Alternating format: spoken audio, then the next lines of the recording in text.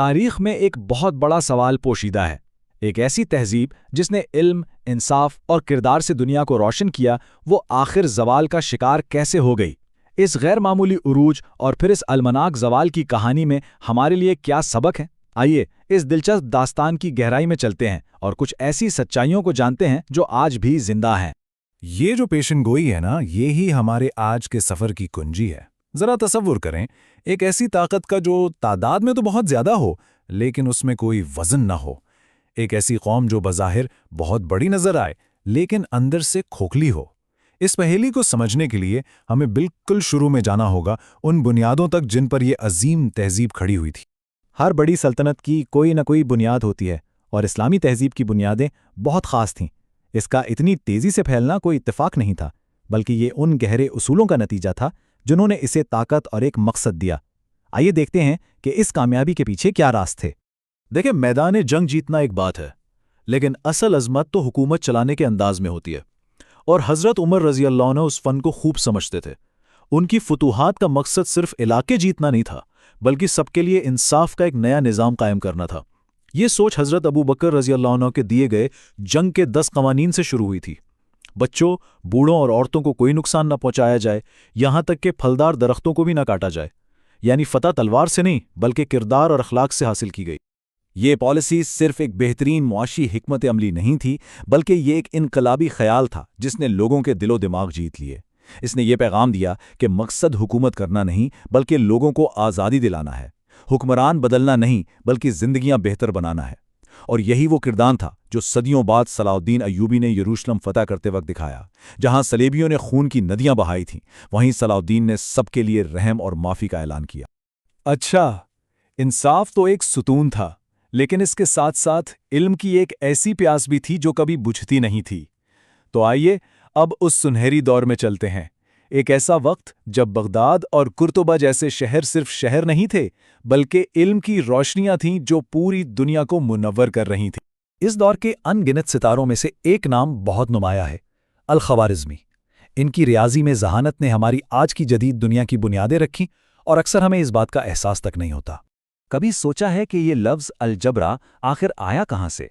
یہ سیدھا الخوارزمی کی مشہور زمانہ کتاب الجبر والمقابلہ کے عنوان سے لیا گیا ہے۔ یہ ان کی ذہانت کی ایک زندہ مثال ہے جو آج تک قائم ہے۔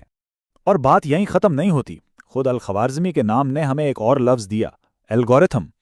آج کمپیوٹر سائنس کی پوری دنیا، ہماری ٹیکنالوجی اسی ایک لفظ کی بنیاد پر کھڑی ہے۔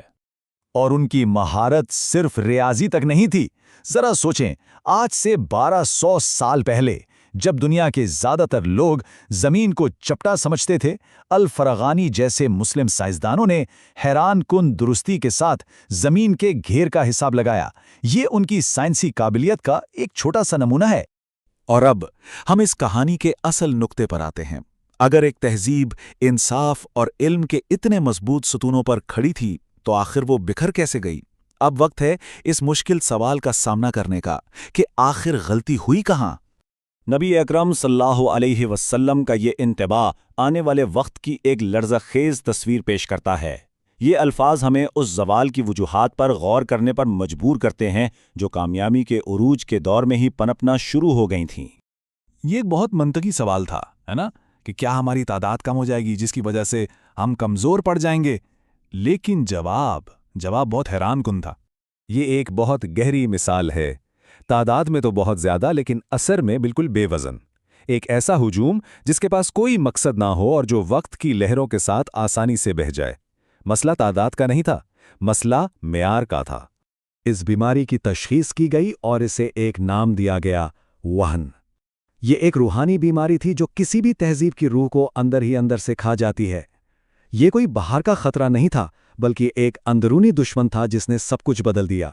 تو یہ وہن ہے کیا؟ اس کے دو پہلو ہیں جو ایک ہی سکے کے دو رخ ہیں۔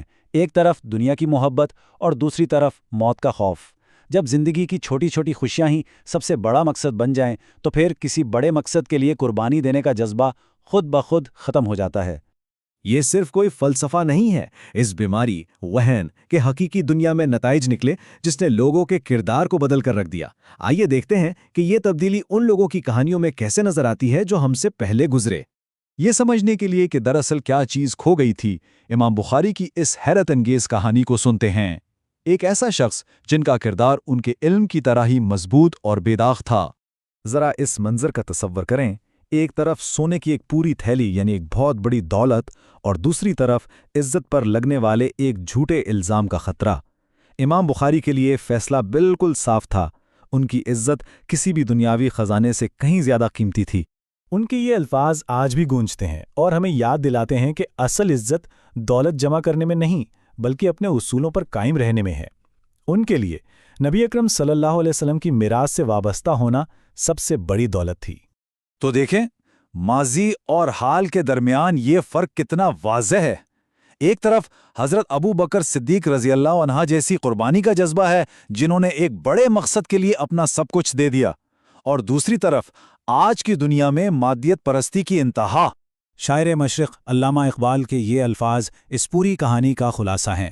عزت ایمان پر قائم رہنے سے ملی تھی اور رسوائی اسے چھوڑ دینے سے۔ تو آج ہمارے لیے اس میں کیا سبق ہے؟ تاریخ ہمارے سامنے کامیابی کا ایک نمونہ بھی رکھتی ہے اور ناکامی سے بچنے کا انتباہ بھی۔